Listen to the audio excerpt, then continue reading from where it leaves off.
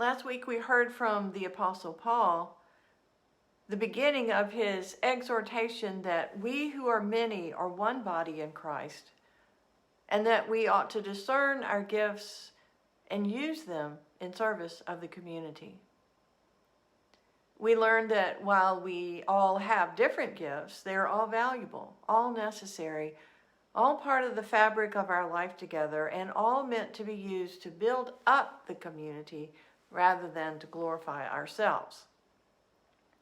Paul starts out his exhortation, as we heard last week, by urging us to present ourselves, our bodies, and our minds to God as living sacrifices, and to let our minds be renewed so that we will be transformed to live according to God's ideas about how we are to be in relation to one another in the world, rather than to conform to the world's ideas about how to live together.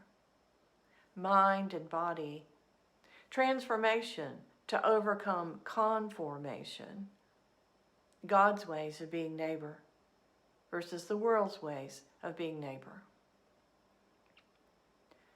During this week, I was doing some study about the human brain and how it works.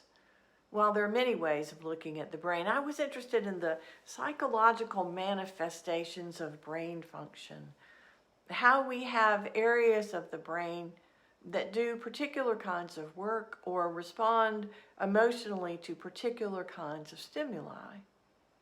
In very simple terms, the idea is that one part of our brain, sometimes called the reptilian brain or the brain stem, is reactionary.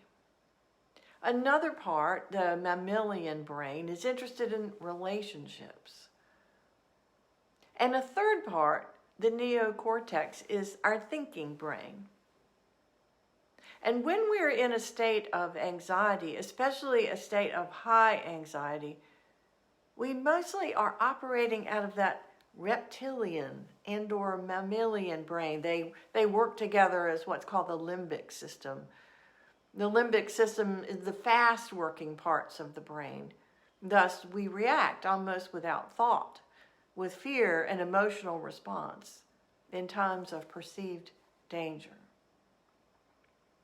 When we're not in danger, or when we have overcome our fears, then our brain goes into a slower mode, and we're able to be responsive instead of reactive, so that we're living and acting out of our thinking brain instead. So I was struck by Paul's words again as I thought about the transformation of the mind, how he is saying to us, don't let the world control our minds about how we treat each other, but let our minds be transformed by God, who has another way, a merciful and gracious way of seeing and responding to each other. Instead of lashing out, give comfort and understanding. Instead of paying back, be loving. Practice hospitality and honor one another. If your enemies are hungry, feed them. Weep with them. Be joyful with them. See them as fellow human beings who are as complex physiologically, neurologically, psychologically as we know ourselves to be. I don't know why, but those are not the world's ways. Some say it's because the world is ruled by evil. Indeed, that's one strand present in the Bible, that our world is ruled by evil until the day that God's reign is fully manifest. But meanwhile, the world, as it is now, wants us to see our neighbors as our enemies. The world wants us to stay in a state of fear, in a state of being reactionary rather than slowing down and overcoming fear to get to a place of being loving and responsive. The world wants us to stay in our reptilian brains and see danger everywhere. But Paul is asking us to transform our minds, to walk ourselves back from being reactionary to move away from lashing out and let our brains slow down and think and respond to our neighbors instead of being reactively afraid of them. This has been another tough week in the world. It's hard to keep up with the news, the stories, the photographs, the videos. I found my heart racing and my blood pressure rising, and I swing back and forth between wanting to just pull the covers over my head and feeling compelled to look, to read, to listen to the many voices clamoring for my attention. I've seen that bumper sticker that says, if you're not outraged, you're not paying attention. But I know that if I stay in a place of outrage, I will just live in my reptilian brain. I'll just be reactive, anxious, angry all the time.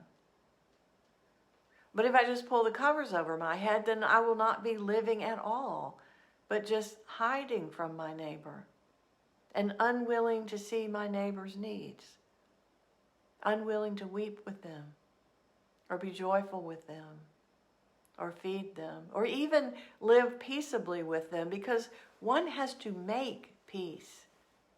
Peace is not the absence of conflict, but the presence of neighborly love. And further, I believe that God is always found in the places of disaster. And that if I turn away from the disaster, then I'm turning away from God. If I turn away, I will not be able to see God working amid the violence, the destruction, the hatred, the fear, the anxiety, the loneliness, the lack of empathy, the feeling of being overwhelmed by a world that doesn't really care.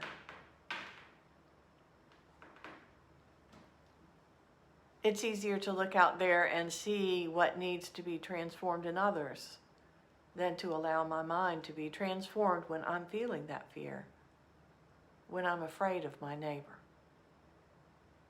But if I am to be a living sacrifice, not a dead one, not an unfeeling one, and not a constantly outraged one, blinded by my very strong emotions, then I must.